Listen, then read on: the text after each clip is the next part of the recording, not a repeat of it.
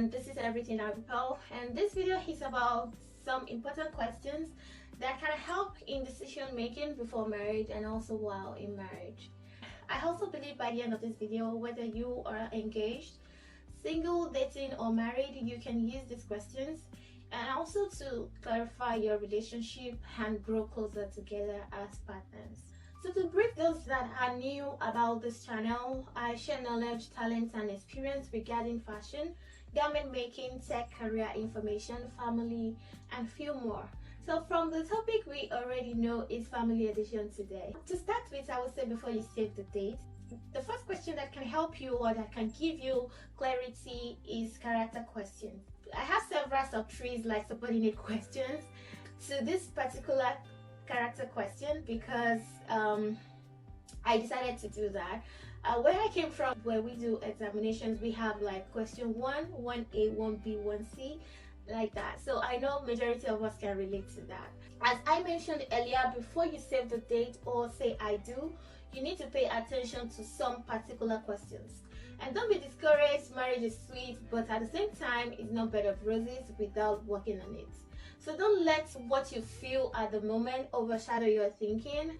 If you are married already, it is not too late. And with God, all things are possible. So also in the Bible, in Proverbs chapter 4 verse 7, wisdom is the principal thing, therefore get wisdom. And as we work on getting understanding, your marriage will work in Jesus' name. For character question, the number 1A question is a time question. So what do I mean by time question? This is when you need to give yourself time to know each other as partners before the main day. I agree that you can't know it all before marriage or before you get married, but little is something while you're dating, and don't ignore the red flags while you're dating as well. Marriage has enough challenges without entering the relationship with additional unknowns. So in Ephesians chapter 5 verse 15 to 17, it says that be very careful then how you live, not as unwise but as wise, making the most of every opportunity because the days are evil. And therefore do not be foolish but understand what the Lord's will is. So love is not blind and time is your friend. Seeing each other in as many different situations as possible before marriage, I believe is very wise. So my number 1B question, which is still under character question, is the servanthood question. This question, you need to know if your partner is interested in serving your needs above his or her own needs or their own needs. It's difficult to predict what the future holds, but it's possible while you are dating to observe if your partner prefers to be served or instead finds joy in serving others. Selfishness could not be hidden. If you are wise enough, selfishness can be seen in the routine of everyday life. So when your partner serves others, even when it's inconvenient or there's nothing to be received in return, this is one of the things to consider when choosing a person you want to grow old with or you want to spend the rest of your life with. My next question under the character question is respect question. This I love so much and is majorly for men. So you need to know if she's willing to respect you and submit to your leadership. In the Bible, women are commanded to respect their husbands and men are commanded to love their wives. If you marry a woman who respects you and also build you up, you'll never regret it. You can also read Ephesians chapter 5 and you will understand better what God says about that. You don't want to get married to a partner that belittles you or doesn't believe in you, or a partner that overrides your decision or make decisions for you. Marriage is togetherness. Instead, make sure that you marry a woman who appreciates you as a leader, ready to interact with you but does not overrule you, and also a woman who respects and is submissive. An example of submission, which is one of my favorites, is the one that I heard from a preacher. She said, for example, if you as a woman needs to travel and ask your husband, your partner says he wouldn't want you to go, and you as a wife, you have the money for the trip and the expenses, but you decided not to go because your partner asked you not to. This is submission because you have the ability to go, but you didn't. However, if you are the type that you depend on your husband for money and also you need to travel, and you requested for the travel money from your partner and he says no traveling because there's no money or because of one reason or the other, then you agreed not to travel. You have not only obeyed, you haven't submitted either, because you've not been tested for submission. For a submissive wife, you need to be powerful, you need to be wise, and also be respectful to really show your submissive nature with what the preacher said, which I believe is true. For example, this is my example when I needed to get advanced phone just to make more quality videos for you. As much as I love fashion and also taking pictures, they were just for memories. I wasn't paying attention to sophisticated phones. Like, it wasn't my priority, even though I could afford one. When I needed to upgrade, my hubby promised me to buy a new one, but it wasn't coming immediately as I needed it, and I had to wait, and I trusted.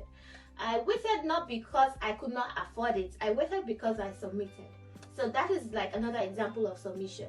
I could have ordered one from Amazon and get it the second day with Amazon Prime, but I didn't go that route because I decided to wait, and that is called submission, in my own opinion. Enough about submission, and I hope that helps to clarify that.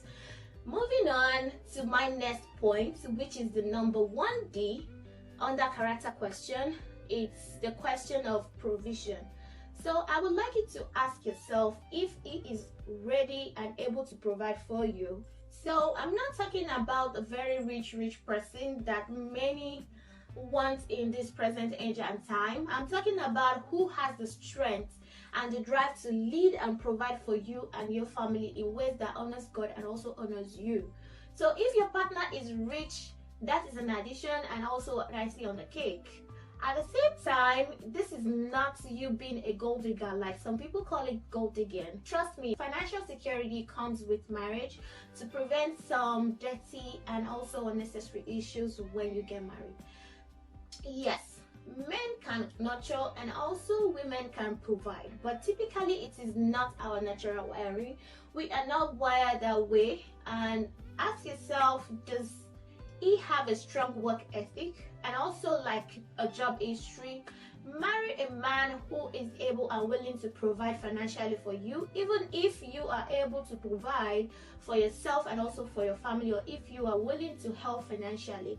But you need to know if he is also willing and ready to provide for you financially. This is something we call partnership in marriage. My next point is the question of conflict and communication. It's still on that character question though. So ask yourself, how satisfied are you with your communications? Also questions like, how would you rate your communication on a scale of 1 to 10?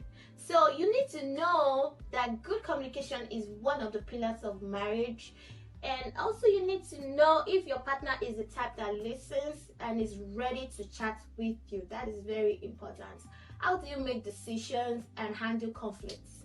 Is your communication helpful, or are they very off or awful when you communicate?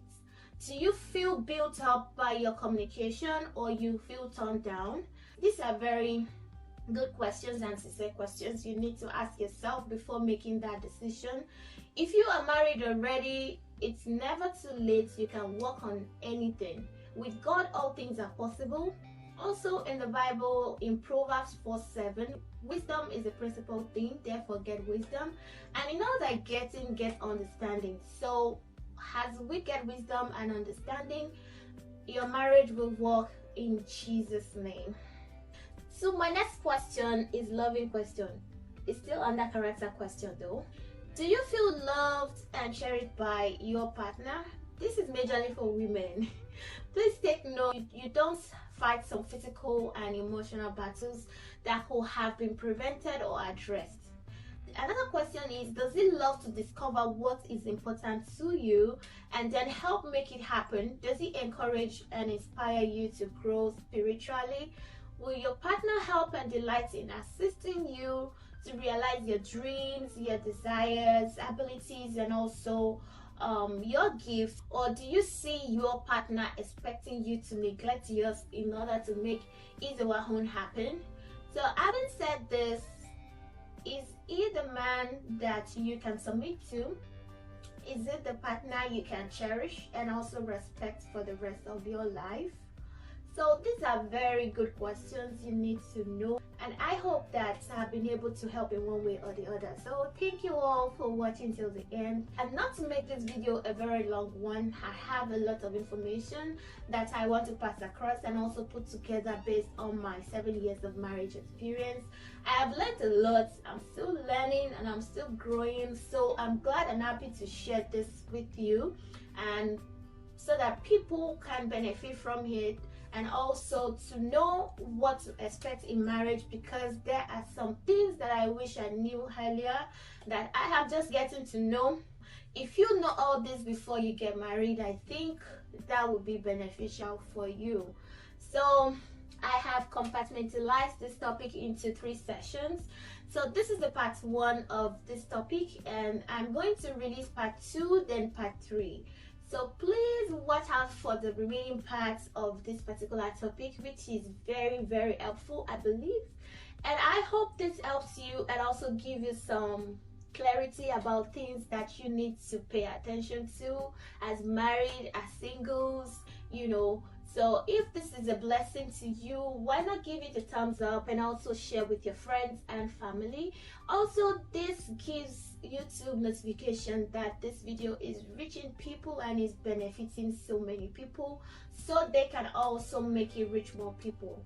So for that reason, I urge you to share and also give it a thumbs up and comment in the comment section. Let me know your thoughts, let me know your contribution. If you are married, what are the things that you've learned so far and that you would like to share with other people so they can learn as well. Thank you again for watching, and till I see you in my next video, stay blessed and do take care of yourselves. Bye bye.